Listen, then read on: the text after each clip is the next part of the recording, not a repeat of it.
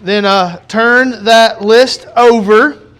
If you have a Bible and you want to start with me, I'm going to start in Genesis chapter 1. So, I don't know if I've ever told you this before or not, but I really like watermelon. It doesn't have to be salted, but I really like watermelon. I really like cold watermelon. So what Jaylene will do when it's watermelon season is she'll get that watermelon, and because she loves me, she'll go ahead and cube it all up and cut it all up. And then there's a big Tupperware container that she'll put all of that cut up watermelon in. So then I come in, and you got to do the seedless nowadays. I mean, 20 years, 30 years ago, you had to do the seeds, but now you do the seedless. So I'll come in, I'll just grab that Tupperware container, and I'll just sit there at the kitchen table, and I'll just founder on watermelon chunks. And I'll just eat watermelon, and you'll have Micah and Ezra, they'll be lined up, and we'll all be having this little dad and boy moment, and we'll all be just foundering on watermelon. The problem is that watermelon, once you get it cut up and once you get in there, you've got a shorter period of time. So I really, really like watermelon, but I really, really like the watermelon that is good watermelon, right? So why it's firm, right, and why you can bite into it, and why it holds some structure. The problem is that you'll get far along in that dish, and you'll have watermelon that looks firm and looks like it's good watermelon, but as soon as you go to bite in it, it's like soggy bread. And once you get soggy bread, it goes outside, okay? But when you're looking at it, it looks like it's right, but then when you press against it, when you get closer to it, you realize it's kind of squishy. So I realize that tonight, if you're looking there at that deal, and it says that we're going to talk about abortion, I realize that I am, for the most part, I am talking to the choir. And I'm just going to go out on a limb, and I'm going to assume that all of us, if not 99.9% of us in this room, all have the same opinion when it comes to abortion. The problem is, you start looking around our society, you start looking around our culture, and there's a lot of different varieties of what people think when it comes to the sanctity of human life or when it comes to abortion. And so where you might have three people, and they might say, no, we don't think abortion is right, no, we don't think abortion is right, no, we don't think abortion is right. But then when you press in on some of their finer points, there's some differences. So I realize that I'm talking to the choir, but I think we would be remiss, especially in light of what's going to happen in 6 days from now. I think we would be remiss not to remind ourselves as a church, and even as First Baptist, where we should stand doctrinally, where we should stand as a church when it comes to the issue of abortion. So I put a definition there at the top of those notes about what abortion is. You can maybe define it differently. We're not talking about a miscarriage. We're not talking about something that would be considered to be spontaneous or unplanned. But abortion is the intentional ending of a pregnancy and the termination of life. So when we're talking about what the conversation is about, everything is going to be built upon this definition that it's the intentional ending of the pregnancy and it's the termination of life. Now you may say, okay, so isn't that already been a settled thing? Well, as of just this last week, so I always put some footnotes there, just as a matter of this last week, if you look about as the United States, we're in the minority. So I put there, you have 13 states that have banned abortion at multiple different levels. You got 8 states that have severely restricted the practice or the availability of abortion. But then you've got 29 states where it is illegal on one plane or the other. And so you'll even see some articles or some news articles, whether it's through ABC or NBC or MSNBC or liberal blah, blah, blah, horse pooey, that they will be in there and they'll talk about some doctor's office down in Texas, and some person comes in, some woman comes in, and she needs medical care, and this is what she needs to have, but she can't get that medical care here, and so they got to ship her out of state, and they got to ship her somewhere else for that kind of care. So when we think about us as the United States, it is far from being settled. We might be in agreement here in Wellston, but we are far from being settled as a nation on where we stand on this issue. So the spectrum varies widely from zero restrictions, meaning that all the way from the moment that you find out that you're pregnant all the way to the day of birth. Some states are so wide open that you can have you can terminate your pregnancy, that you can terminate the life for any reason, at any stage, no matter what.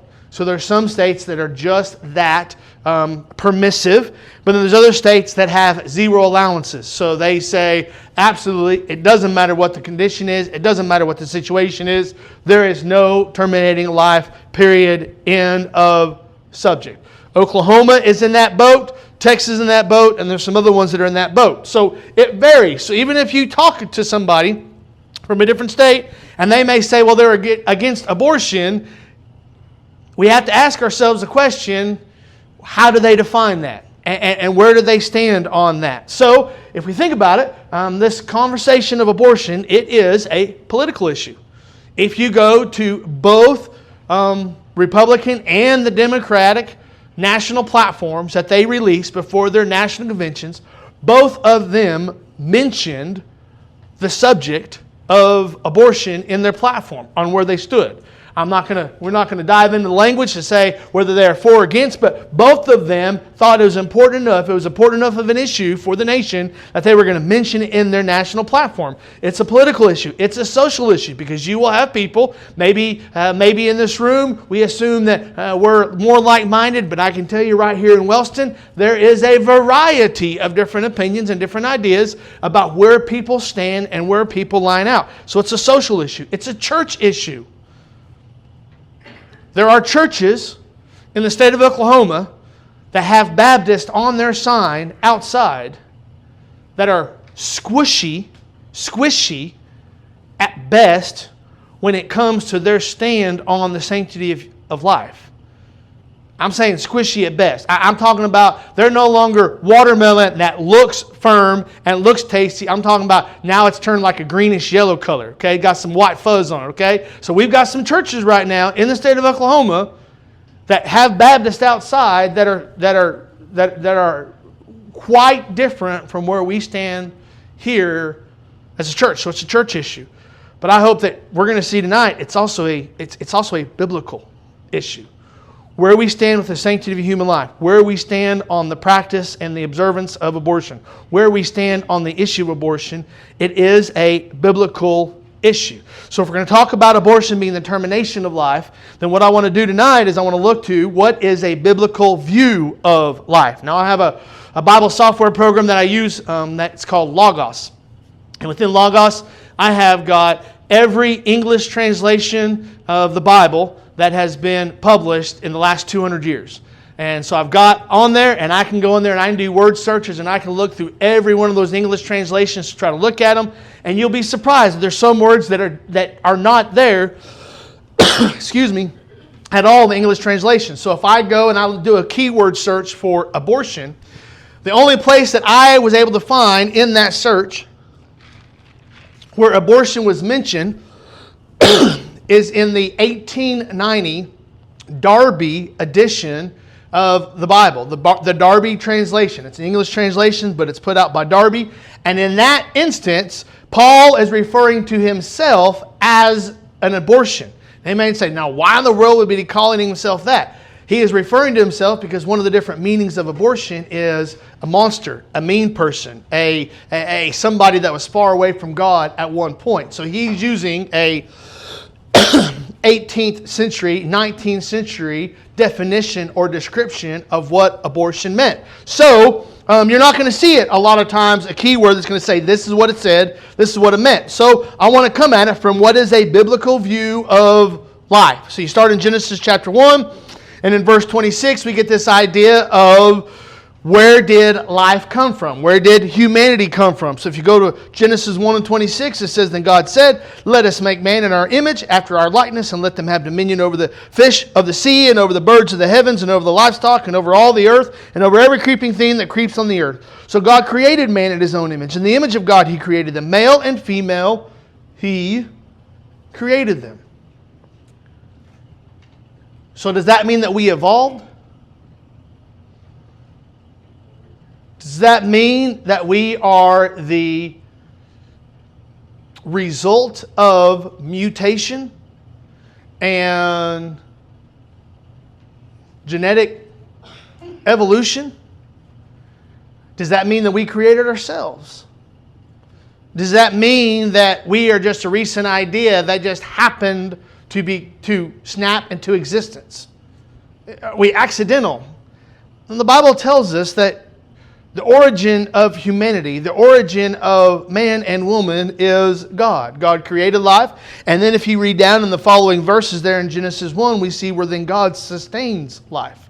So when you think about what we're going to look at, the view of life, so abortion is the termination of life. So we're going to think about what does the Bible say about life? Well, the Bible tells us that life began with God. God created life. God sustains life. And so when we start having discussions about then what is our view of the value or the sanctity of life, we need to make sure and do that with the lens of we didn't create it. We're not sustaining it. It wasn't our idea, and it wasn't by happen chance that there is a creator. There is a designer. There is a sovereign Lord over the top of it that has something to say about it. So you go from Genesis 1, you go to Exodus chapter 20. In Exodus chapter 20, we see the value of life. So there in Exodus 20, what is going on there? Does anybody remember what's going on there in Exodus 20? The Ten Commandments, right? So God is coming down, and He's not talking to all the people. At this point, He has come down on top of the mountain. Remember what mountain it is? It's Mount Sinai. So Moses is up on the top of the mountain, and God comes down. He delivers these 10 Commandments to Moses. Moses then comes down, and he reveals those to the people. And the 10 Commandments is 10 laws that have to do with man's relationship to God and man's relationship to man. So in Exodus chapter 20 and verse 13, it just simply says, you shall not murder. If you go back to the King James, thou shalt not murder. God's saying there's a value. There's a value that I have put on life that is because I created it, because I sustain it. Therefore, I can then ordain, I can then decide, I can then direct what happens with life. So He creates life, He bestows life, and He is sovereign over life. So God says, I have rules for you. Another way that people will talk about this is when they look at the Levitical law or the Mosaic law. They're talking about the moral law. The moral law is just simply saying what is right, what is wrong, what is good, what is bad. How should we ordain? How should we conduct ourselves in a civil society? And so when you go back, the idea, where did we get the idea that murder was wrong? Goes back to the plan and the purpose of God. How do we get this idea that killing each other is not okay? It goes back to the moral law of God and the plan and the purpose of God. God says, do not kill other people. Well, if I'm going to kill somebody, what am I doing? I am terminating a life. And it doesn't matter whether that life is 6 hours old, 6 days old, 60 years old, or 600 years old. At any point in that continuum that I am responsible for the termination of that life in a willful, intentional way, I am now subject to the accountability and the judgment of God. So He says in Exodus 20 verse 13, do not murder. Do not kill. This is God's life, His creation, His sustaining. We don't get to mess with it and meddle with it and then play with it and decide who gets to live and who gets to die. So we've wrestled with these two questions as a society for a lot of years. So one of the tactics then that people have turned to is then playing with the definition of when life begins. Probably have heard these arguments. You probably have heard these conversations about, well, you know what? Abortion is okay because it's not a child. It's not a human being. There's nothing. So we're going to try to reclassify what that person, what that life is. We're going to try to classify it in different ways. All right. So does anybody remember who created the terminology of trimester or viability? Gold star, if you can remember. No? Okay, so his name was Harry Blackman. Anybody know who Harry Blackman was? Who what? So Harry Blackman was the one that created and developed the trimester and the concept of trimester and viability. But beyond that, does anybody remember what his position was? Why he would be doing that? So Harry Blackman was, in 1973, he was a Supreme Court justice at the national level. Now, in 1973, do you remember what was before the court that the court was making a decision on that would involve Harry Blackman and this kind of language? Roe v. Wade, okay? So during that time, all right, and they're trying to make these decisions on whether this should be allowed, whether we should give it as a legal protection, not a constitutional right. If you hear someone say it's a constitutional right, turn the TV because they're lying to you and they're trying to get you to believe them. But what the question was is, will it be legally protected? Will they have the freedom from incrimination if they move forward? And so in 1973, when they were forming the opinion for the case to be made, why they made the decision they made, Harry Blackman was on the side saying, I think we should allow it. And so when he wrote the opinion, he developed the concept of trimesters. And so he broke down the pregnancy in how many trimesters? 3, right? So he broke it down to 3 trimesters. And then for his justification of why he thought it was okay, it was because that in a certain number of trimesters, the life was not viable, and so therefore he did not grant it the same personhood status in the first trimester as he would in the third trimester. Before that, medical environment, the doctors, they had no language to try to divide up a pregnancy in trimesters or try to even identify when the child was viable or when the child was not viable. Okay? And even now, somebody may say, well, the baby is be viable at this week, but then yet we continually see, like Miss Emily right here, we continually see where miracles happen, and even when you might think there's no way that a child can be born that early and still be viable, you see these examples where that threshold for viability continues to be exceeded. Does that make sense? And so Harry Blackman, there in 1973, created this language that then as a society we latched onto to say, hey, guess what? In that first trimester, that is not a baby, and so therefore it's not a termination of life. You are just ending a pregnancy. So what they're doing there is they're messing with the language. They're manipulating, they're corrupting, they're hijacking the language. So if they can determine and convince you that there is not a life, then there's really not the same loss. Does that make sense? I think they know better. I mean, most people really do know better. I think they do know better. And I've got some ideas of why they don't do better towards the end. But I think so. I think so, Miss Levita.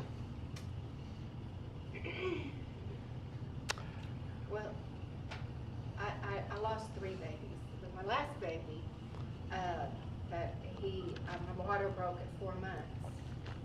And when I had the twins, they gave me a death certificate. Well, yeah, they gave me a death certificate because they were stillborn.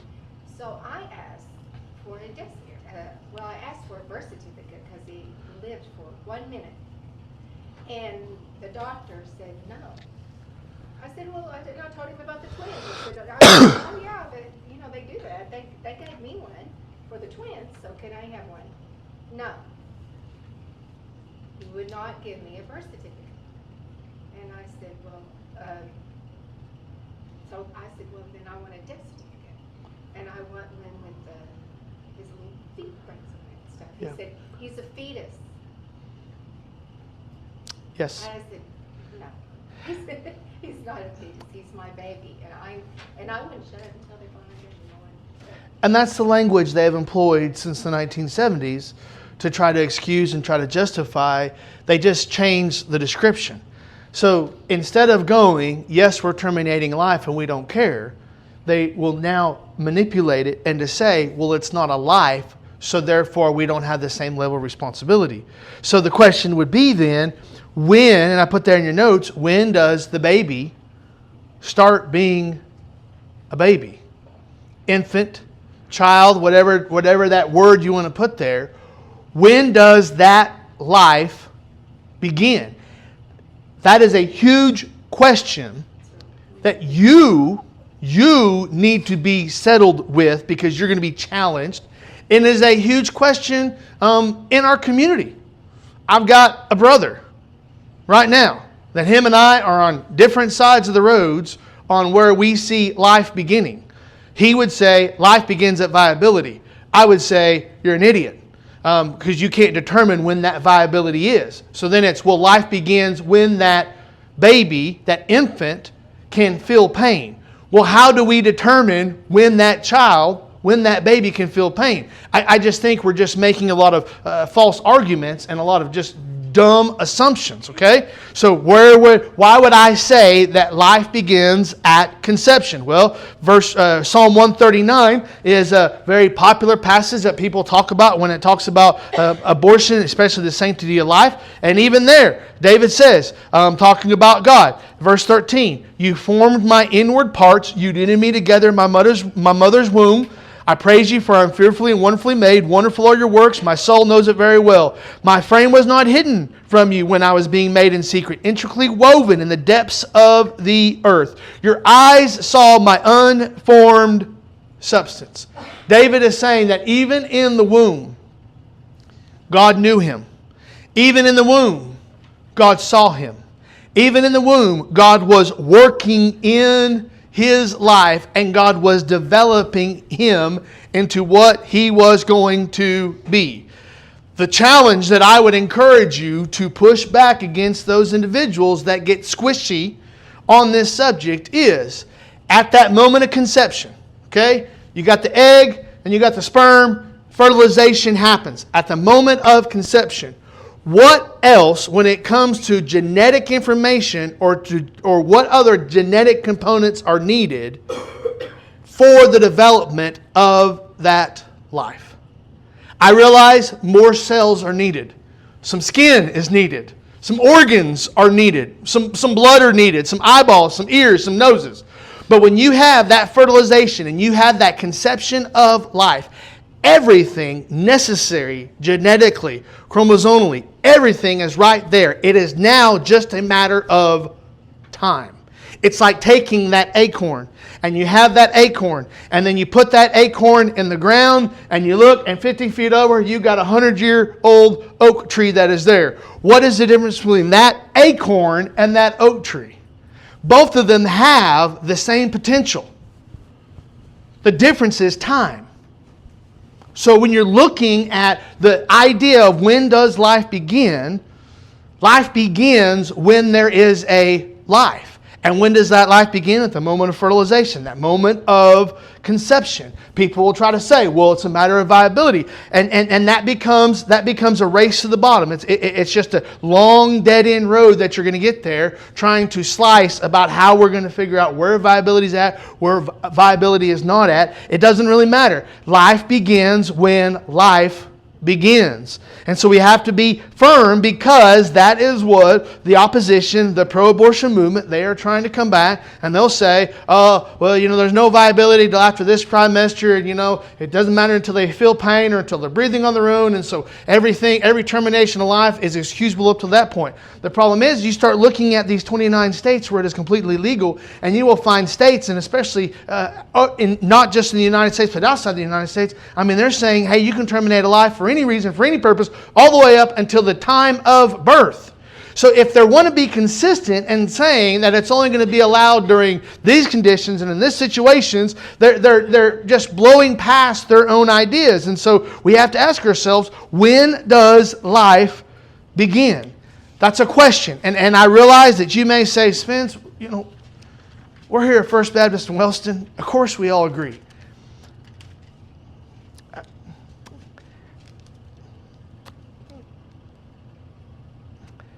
We might agree in the room, but we don't agree in the town. And I think it's important for us to have thought through. I think it's important for us to be ready to defend. I think it's important for us to be considerate how we will articulate and how we will defend what we believe. So Psalm 139, David answers the question, does not answer the question definitively where life begins, but he definitely knows that life has already taken place right there in the womb. Two other places that it talks about when it comes to this idea of what does the Bible say about life. Isaiah 49. Isaiah, and he's writing, he's talking about what God was doing with him. And the second part of verse 49, or chapter 49 and verse 1, the second part of that verse, he says, the Lord called me from the womb. From the body of my mother, He named my name. In other words, Isaiah is saying that God knew him from the very beginning. He knew that He had a plan for him. He knew who he was going to be. He knew even in the womb, He knew that was going to be Isaiah. And that is the plan I have for Isaiah's life. Sometimes we start to think that pregnancies, we start to think that life, we start to think that children, they are an accident. And they might be a surprise to the man or the woman. Should not be a surprise to the man or the woman. But still we are in a society that these men and women are like, we don't know what happened.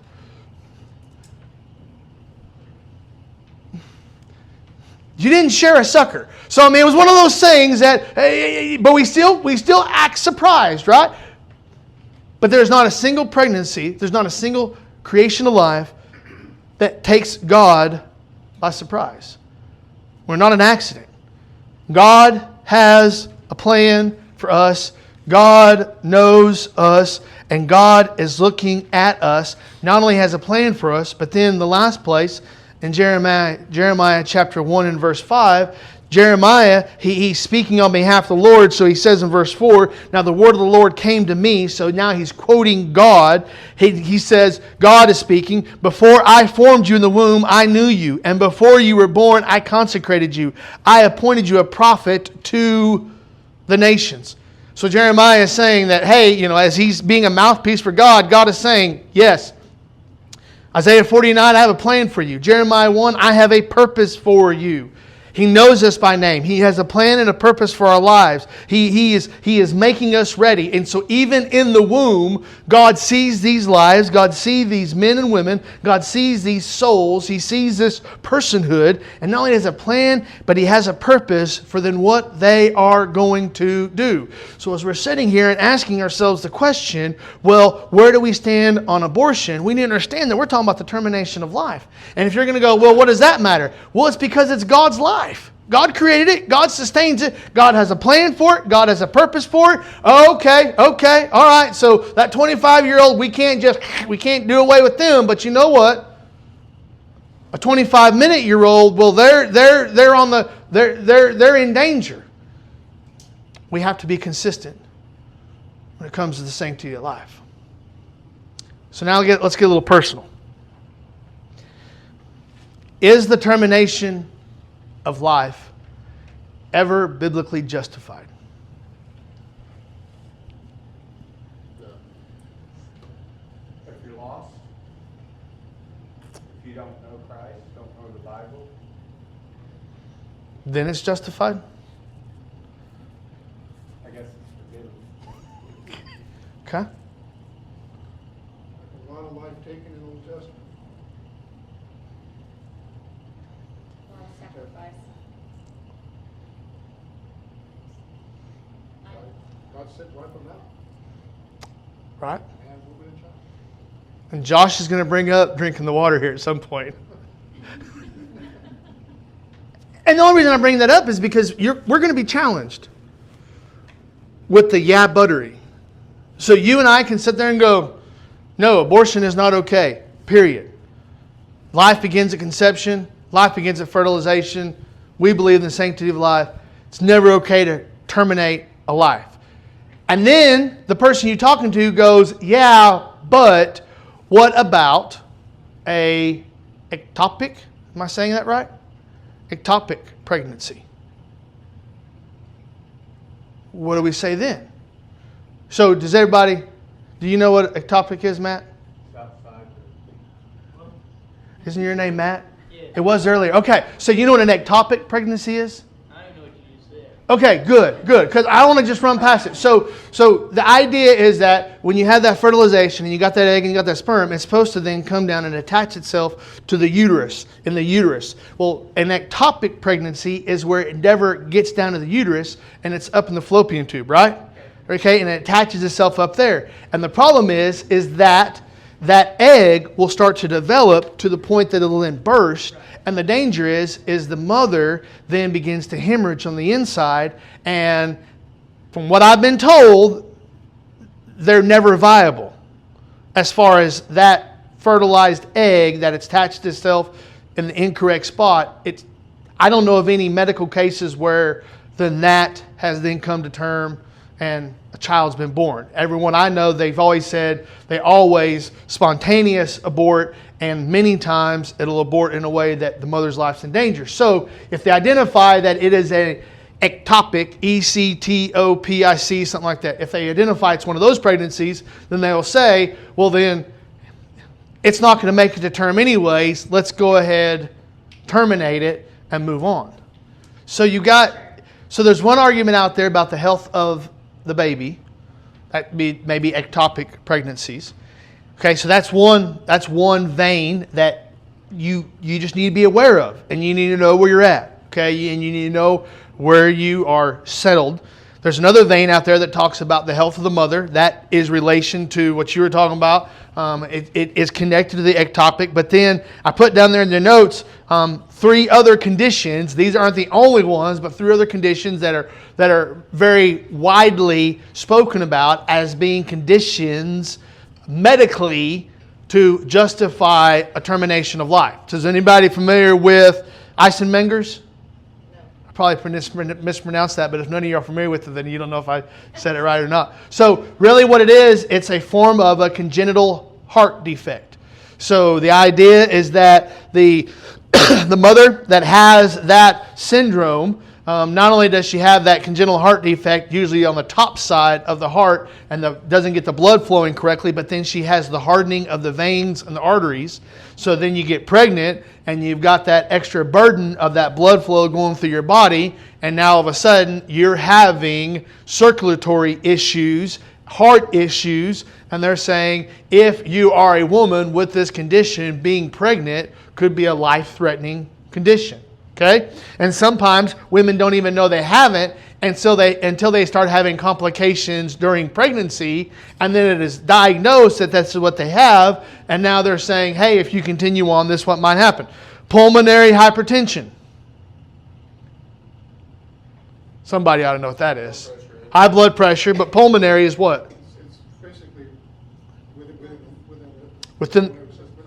within the lungs, within the respiratory system. So you have high blood pressure, but it's specifically located within the lungs and within the arteries around the lungs is what they described it as. Now, what was the problem there? Well, the problem is that baby is going to require a certain level of oxygen. How do they get that oxygen? Through the blood. How does that blood get the oxygen? Through the respiratory system. Well, if you had this pulmonary hypertension, then you're not going to get a good exchange from carbon dioxide to oxygen, and then therefore that could cause deformities in the baby because the baby's not getting the proper level of oxygen that the baby needs for proper development.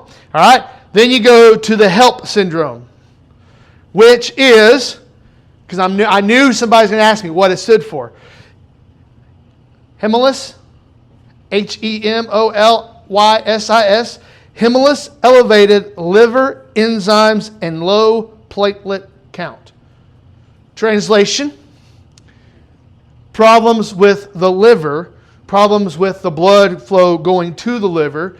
These create complications that lead to preeclampsia or eclampsia, and can even lead to conditions where the mother in gestation her liver starts to fail. And then after her liver fails, she will go into kidney failure, and then those complications just start to snowball. So again, just like with the Eisenmenger, that they say, hey, some of these women don't even know they have it until now they're pregnant, and now they realize they've been diagnosed with it, and they say, listen, you know what? Baby really doesn't stand a great chance right now. Your chances are diminishing every day. You continue to be pregnant, so you need to terminate the pregnancy. You need to terminate the life. Now, they're not going to say terminate the life because they're not going to be that crass or that straightforward, but they will say you need to terminate the pregnancy. And they will use language that removes that personal element from there. But that's what they're asking you to do, okay? So we need to ask ourselves, is this ever biblically justified? And here's where I think we need to be very sensitive and we need to be very humble. Because if we are just very quick to just write off black and white blanket statement, we might miss challenges and struggles that other people around us are facing that they haven't vocalized. And when I say that, I think about it like this. So Jaylene has had 2 miscarriages. So after the first miscarriage, she was really struggling emotionally and was really struggling spiritually on how to process the miscarriage and how to work through and to deal with that. And then all of a sudden, where I was serving at the time, all of a sudden at the church, it was like 8 out of 10 women at all had miscarriages. And next thing you know, there's all these women that were like, I've had 1, I've had 3, I've had 4, I've had this, I've had that. But they never talked about it. I mean, that's not something you're going to talk about the fellowship meal for Sunday after the church, right? This is not something you talk about while you're on a church mission trip. But it was all of a sudden, whenever they knew that she was going through that struggle and through that pain, then there were other people that had experienced that same pain and that same struggle that all of a sudden they were now speaking out and were giving advice, giving counsel, giving assurance, giving support, right? But you never knew about it because they never just, hi, my name is Sally, I've had a miscarriage. I mean, that's not the way that we go about talking about ourselves, okay? And so sometimes we can be very quick to make a decision. And I'm not saying that we need to be squishy as far as we're without the decision, but we need to be sensitive and we need to be humble. That there might be people around us that might have different struggles and different experiences and different challenges that maybe we're ignorant of. And we don't want to immediately come across as dismissive or judgmental or unloving. So when we come to this, I think it's important. I think it's important for us to know where we stand.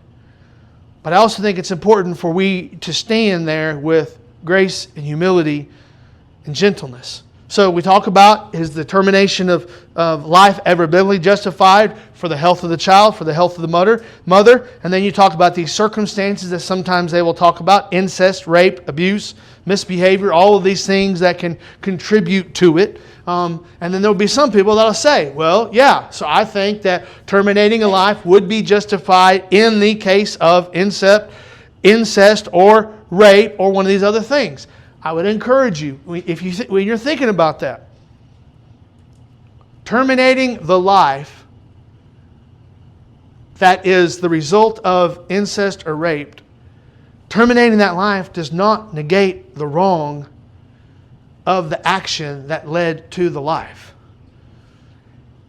And where else in our society do we punish the victim for the crime of the perpetrator?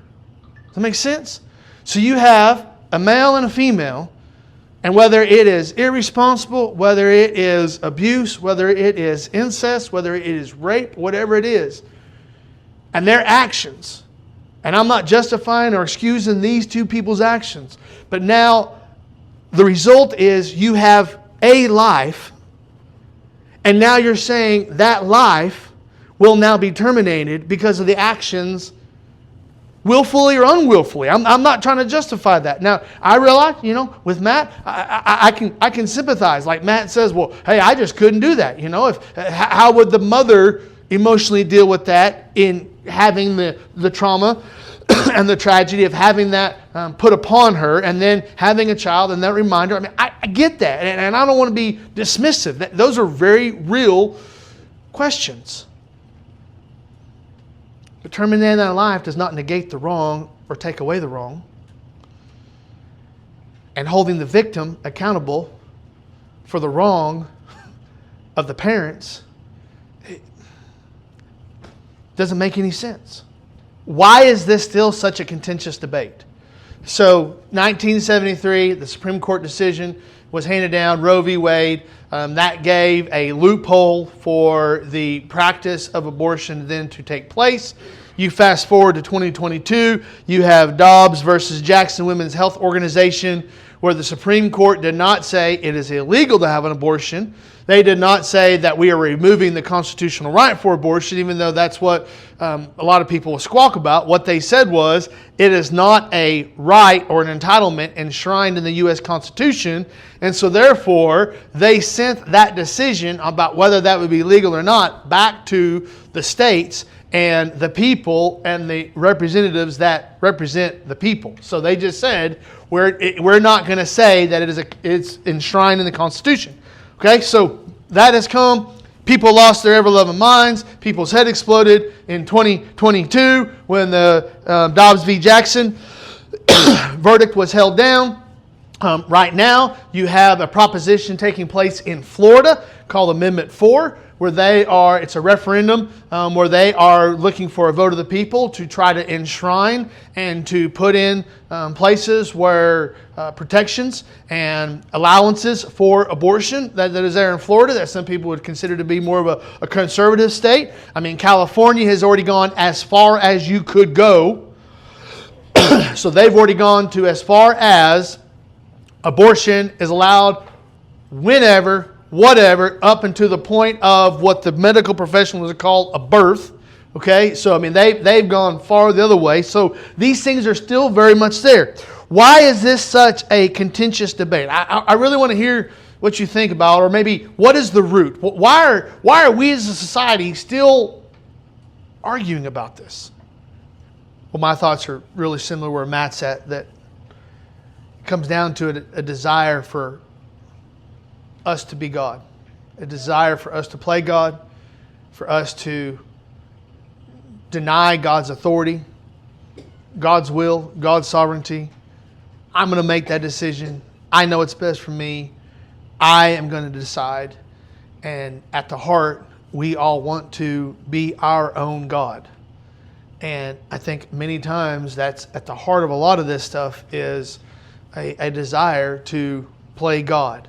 Now, are there times where people are faced with some unimaginable questions, challenges, circumstances that they would never that they're not putting themselves in that position because they were trying to play God, but now they find themselves in being dealt some circumstances and struggles that they're having to deal with? Absolutely. Absolutely. And I don't want to try to be dismissive of those, but I think by and large, we have a lot of people out there that say we get to decide and we get to choose. And so you'll sometimes hear, especially in this climate that we're in politically, you hear people saying it's the woman's right to choose. And you'll keep hearing that trumpeted. Just encourage you to think, why is it her right? She didn't create that life. God did. She might birth that life, but ultimately, that life belongs to God. So the intention tonight was just to press in on us, just challenge where we're at, just challenge what we're thinking about, maybe give us some things that we need to process, we need to ponder on in the days ahead. And because we're going to be faced with these questions, we're going to be faced with these struggles, and even right here in Wellston, America, we are going to deal with challenges, pushbacks, rebuttals, and I think it's important for us to have thought through, or at least consider where we're going to stand when that time comes. So I hope that just gives you some food for thought or something to dwell on when you're sitting there and can't sleep in the middle of the night. So, okay, well, let me pray. I'm past Stacy's time. I'm sorry. And okay. Well, she's got some more time. Okay, let me pray. Father, thank you for these people. Father, thank you for your word. Thank you for your goodness in our lives. Father, I pray that we might be people that might be thoughtful, we might be humble, we might be gentle, but Father, we might be convicted. in the way that you'd have us to go and the things you'd have us to do. And Father, may we be faithful to you. The things that we say, the things that we do, and the way we live in front of a watching world. Bless us tonight. Help us get lots of needed rain. And Father, we thank you for the time that you give us. Let us come back into this place this coming Sunday and continue to seek to be faithful and servants of yours. In your name I pray. Amen.